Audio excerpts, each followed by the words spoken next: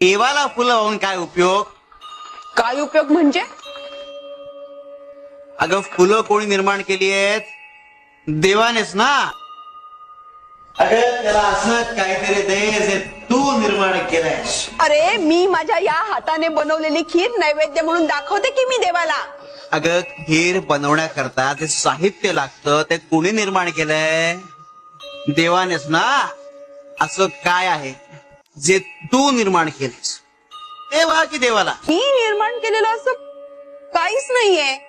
काहीच नाही कसं आहे की तुझा अहंकार तो तूच निर्माण केलायस ना. हा अहंकार माणसासाठी प्रचंड घातक असतो. तो माणसाचंच नुकसान करतो पण माणसाला ते कळत नाही. नुसतं प्रत्यंतर घेऊ नका.